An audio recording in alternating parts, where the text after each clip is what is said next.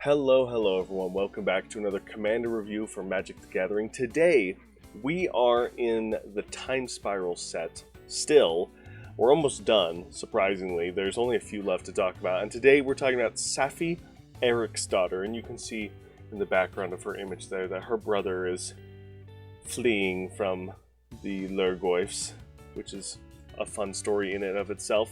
Maybe not fun, but iconic story. And Saffi Eriksdotter is a legendary human scout. It's a 2/2 for its power and toughness, and it has a mana value of 2.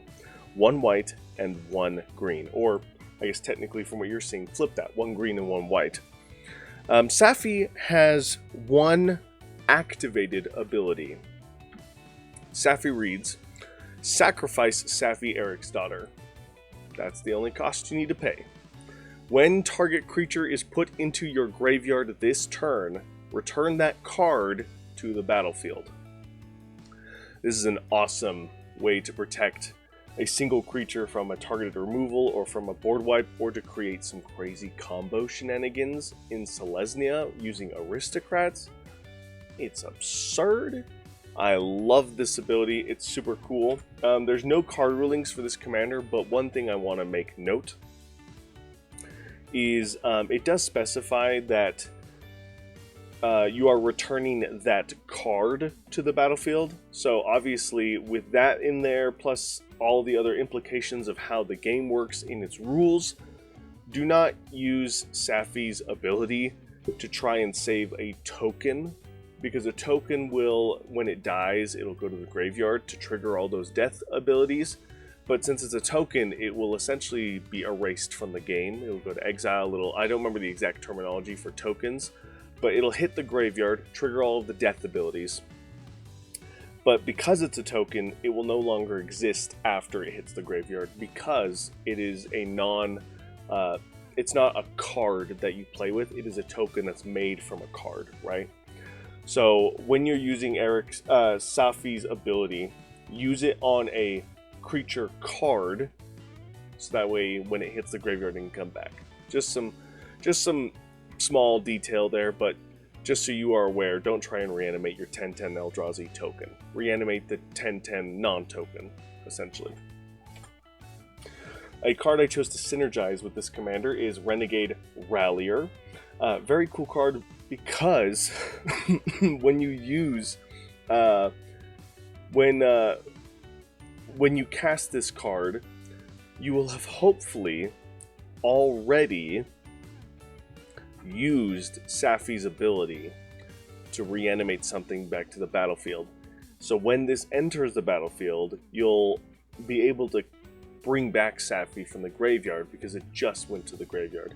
And just to even go further into the shenanigans of this card, if you were to do a white-green aristocrat build around, or you were trying to protect your board from like a board wipe or targeted removal, while these two creatures are in play, you could sacrifice Saffi to protect the Renegade Rallier, so when it dies, it'll come back.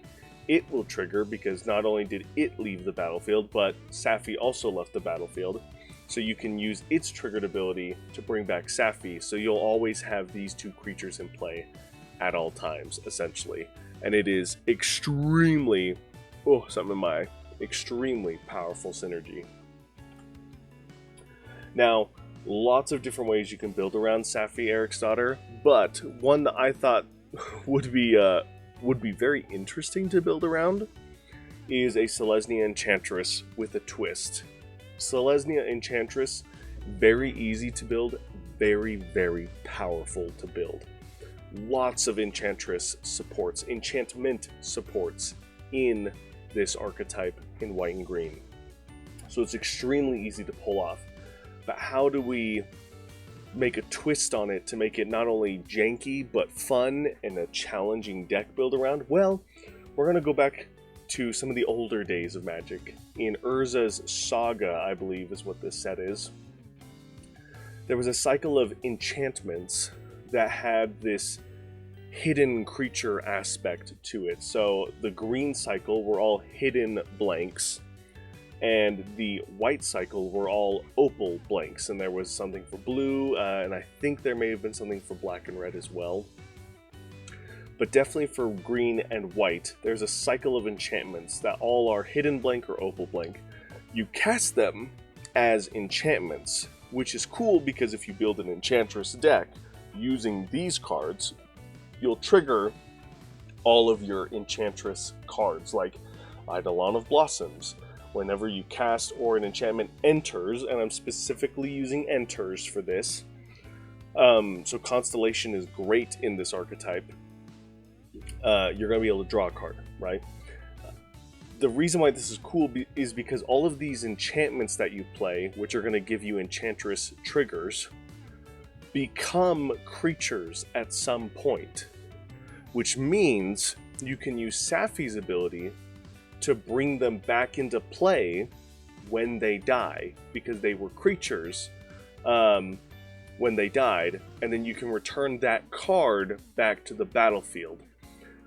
When it comes back to the battlefield, it will enter as an enchantment. So again, Constellation abilities are probably the best with this because they don't rely on you casting the enchantment, they just care about the enchantment entering the battlefield.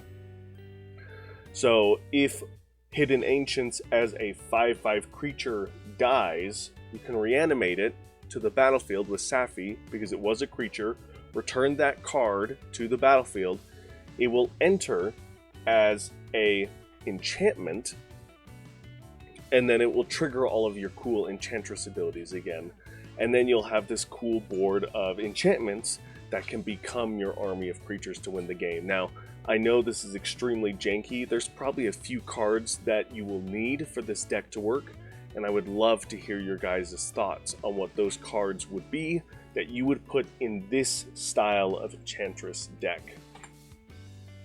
And that's going to do it for Saffi Eriksdotter.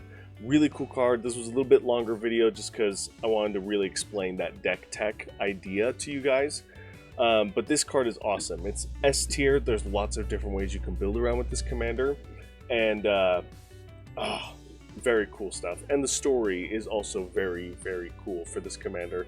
Again, I say cool, but it's very iconic to this game. But that's going to do it for this commander. Really awesome stuff. Let me know in the comments below what you guys think about this commander, what you would do differently for this commander as far as deck ideas go. And thank you guys so much for all your support. As always, I'll see you in the next one. Bye!